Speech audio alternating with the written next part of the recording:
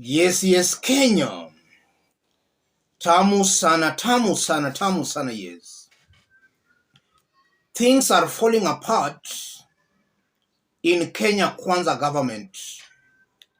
And it appears that each passing day, the situation is worsening. In this video, I want us to listen to a Singishu Senator, Jackson Mandago. Mandago made some remarks that clearly confirms that if William Ruto is not very careful, then most of these older elected leaders will soon abandon him. Before we listen to Mandago, let's remind ourselves once more of some similar sentiments made by older elected leaders. Listen to this. I want to join the likes of Lawrence Sifuna. I want to join the likes of Koigo Amwere, that we cannot let a few people take it for granted that they can do or live what they want to do in this country. Mr. Speaker, sir, it is becoming quite unfortunate that a few individuals, Mr. Speaker, sir, whom we've worked with so hard and promising the Kenyans that will ensure the cost of living comes down. Mr. Speaker, sir, instead of them working with us in tandem, they are going and auctioning anything that they can lay their hand on. This we must stand as a house and oppose. Mr. Speaker, sir, today I want to start in the same spirit of Lawrence Sifuna and say this country belongs to all of us. It cannot take our parents so many years to put things where they are today, and then we get to hear, Mr. Speaker, sir, people bought edible oil that is toxic. They spent billions of shillings. This cannot be sold. Mr. Speaker, sir, it is time that we call these people and tell them enough is enough and they must stop. If we are serious and concerned about the lives of our people, lazima tufanye maisha ya watu wetu not to be very expensive. Kwa sababu tukipandisha mafuta kwa sababu ya kodi, in the process tutapoteza kodi mingi, kwa sababu biashara mingi itaanguka. It's very interesting. Ukitembea Uganda ama uende Tanzania, mafuta iko chini, na ile mafuta iko Uganda inapitia Kenya. We would have expected the opposite. Our president, our members of parliament, let us rescue our people. And that is a very clear message to us that we have a very insensitive government. And I'm talking as a governor. Siongei tu kama raia. Hii sehemu ya chini ni serikali ndio inachochea. Na si serikali nyingine ni hii. Hata mimi ni member ya UDA. Na regret kwa nini nilichukua hii. Ambaye inaletea hata sangine itafanya nisiende mbinguni. Naomba msamaha Mungu. Those are all older elected leaders, and it's very clear they are aiming their arsenals at William Samoei Ruto. Let's now listen to Jackson Mandago, William Ruto's home senator. Honorable Speaker, I think there is a very serious problem in the national treasury of this country.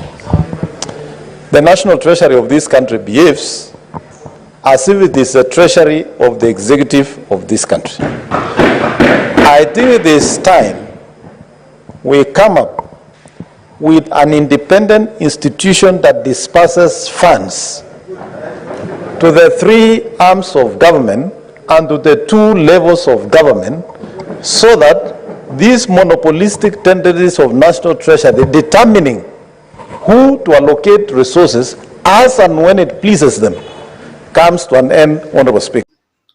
It's getting very, very interesting. The center can no longer hold. Things are falling apart.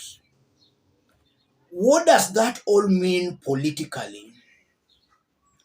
The first meaning, most of these older leaders were supporting William Ruto or are supporting William Ruto for what they've been getting or gaining from William Ruto.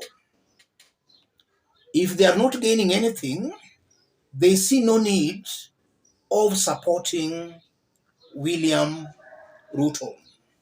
So their support for William Ruto is not genuine, but cosmetic. That's what I'm getting listening to this leader speak. And I'm saying that because it's a fact that most of these leaders don't have the best interest of the people at heart. They are not talking that way because they love the people. They are talking that way because they are no longer getting some goodies or some tokens from William Ruto. Secondly, that can also mean that even those who voted for William Ruto, the hustlers on the ground, a good majority might have voted for William Ruto for what they got from William Ruto or for what they thought they would get from a William Ruto's government. And when I say that, it's in the public domain that William Ruto promised he was going to form a government with the hustlers.